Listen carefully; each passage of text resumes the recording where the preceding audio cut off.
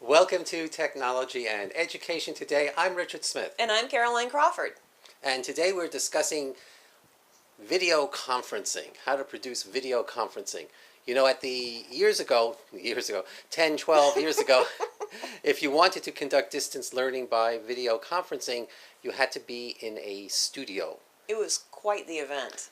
You were in the studio, and your students were in a special classroom where you might have two monitors set up, and you'd have three, maybe a class full of students, and it was quite an event. It was a regular production. It's difficult enough to be a decent instructor, and then you add on that technological realm where you actually have to focus on all of the signs and symbols and movement and manipulating different screens, and I don't know how people did it well. Well, they had people to assist them. Oh, well. But now, because of the sophistication of the World Wide Web, you can conduct a distance education class as a video conference using software on your office desktop computer, and your students can be at home. It's wonderful. And participate, or they can be on another part of the campus and participate. But it's much easier to do it. But you're not stuck in your office like previously. As long as you have decent internet connectivity, then you're okay. That's right. And as a matter of fact, to prove the point, you conducted a classroom from Corpus Christi not too long ago. Because we were at a conference. That's right. And because I was brilliant, I scheduled a class during that time without thinking. But that's another story.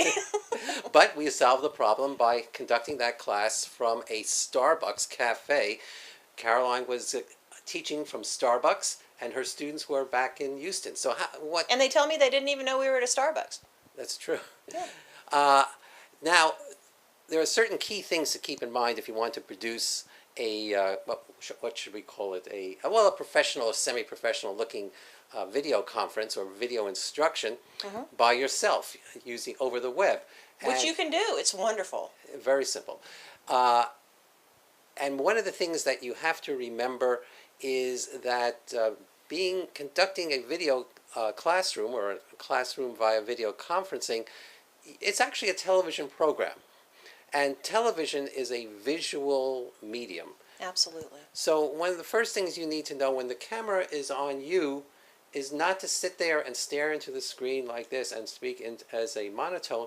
You want to get some sort of hand gestures in there, put a little enthusiasm in your voice, and practice doing that before you try it. Your intonation and your visuals, everything having to do with how you're looking, reflecting your excitement within the instructional environment, just as you would within any type of instructional environment, but more so because all you have is the visual medium going. You're not right in front of the people, so if you don't have the inflection, if you don't have the gestures, right, and whether it be facial, these days when we're talking about conducting a video conference type of class, we're talking about the ability of your students to see you, and you being able to see your individual students from wherever they are, where they may be. So you might have a video of you on the screen, and maybe up to 10, 15 pictures of individual heads of your students.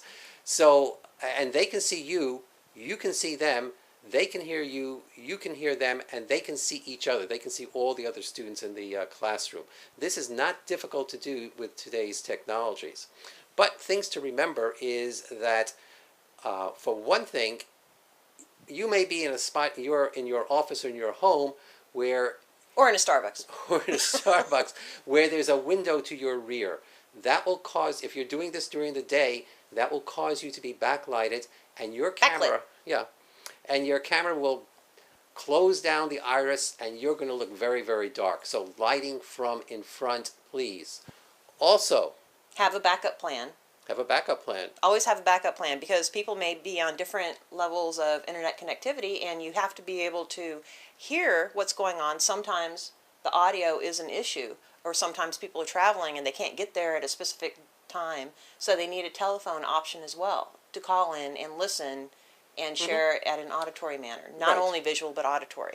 And yes, that's a last-ditch move, but it's a viable Well, consideration. one thing to take in consideration, if you are doing your class from a Starbucks or something that, or a place that's noisy. Oh, ambient noise. Oh Yeah, my gosh. ambient noise. Make certain that you use a headset microphone. So don't speak directly into the microphone on your laptop or what have you, because that microphone pulls in audio from all over the place. Get yourself a headset microphone or a desktop microphone, which is unidirectional, which will only get the audio from your mouth. And Unidirectional is huge. Yeah. Yes, absolutely. And I used a headset, and I was okay. But when you and I were testing before the actual video conference, making sure it was going to work down there, I was having serious troubles understanding you because you didn't have a headset and you were using your tablet. Right, and my tablet was pulling in the audio from all over Everything. the place. I couldn't understand. I could only terrible. understand half of what you said.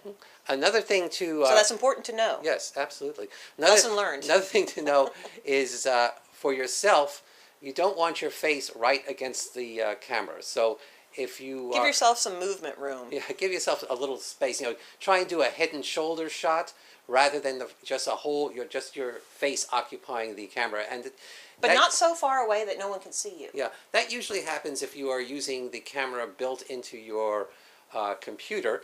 And also you'll find that the camera built into your computer either causes you, probably causes you the effect where you're looking up like this. Yeah, I do that. So if you can get yourself a separate camera, and you can, they're only about $30 for webcams these days, $30, $40. Put that webcam on a tiny tripod or a stack of books in front of your monitor. That way, when you look at the webcam, you'll have the effect of looking directly at your students rather than looking up, having your students, rather than sort of looking up at your students. And it's a very simple, easy trick to do, and it will improve the quality of your video because it improves eye contact. But test. Don't expect your first time to be perfect because it just won't. It won't. You practice with your colleagues. Right. See what happens. Practice with someone you trust who will tell you the truth. Not, oh yeah, you look fine. Someone who actually tell you, no, this is just not working. Yeah, that bit with the camera is because we know where the camera is located on our computers, but what we're doing is we're not speaking. Not away the camera though. Yeah, but we're looking at our students, and we're looking at the screen. Right. So the students, you're not really looking. The students don't see you as looking at them, even though you, or I, think I'm looking at the students. They think you're looking at something else. You're looking over to the side. Yeah, entirely. That's why I say put that camera in the middle of the screen. Which is really difficult to do. I don't do it well at all. I'm still trying to learn it. Yeah, it's tricky because you want to make eye contact, and that's very important.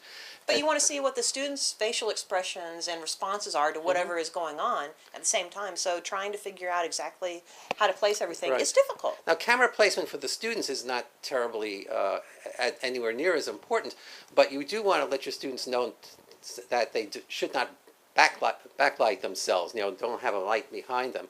Another thing you want to keep in mind is your dress. Your clothing. Thank you.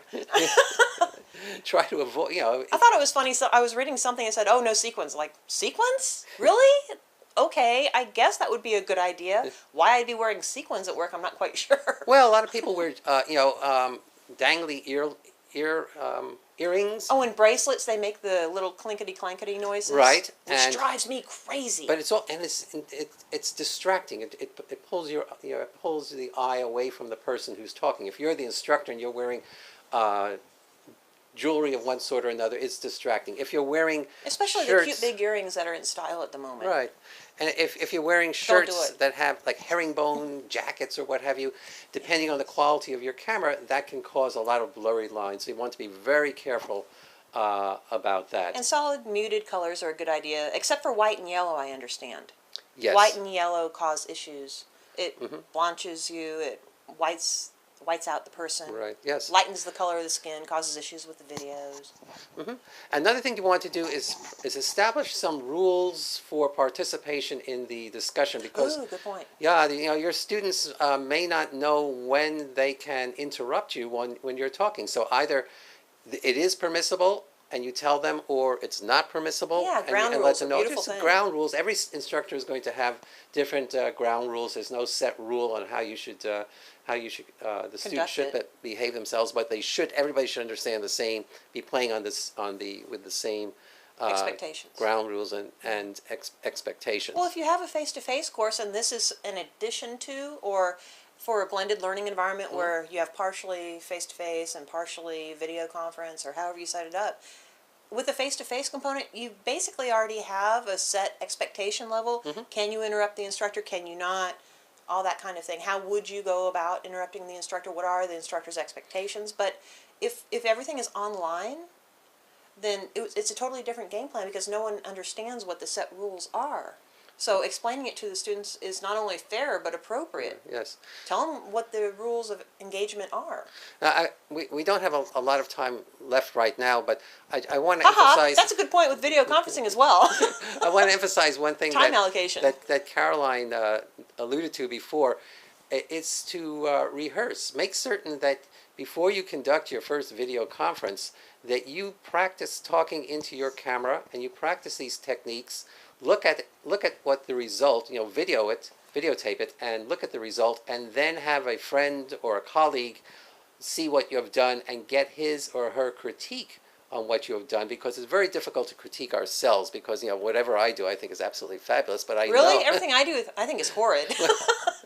But and that's the difference. because we're very loath to critique what we do on our own.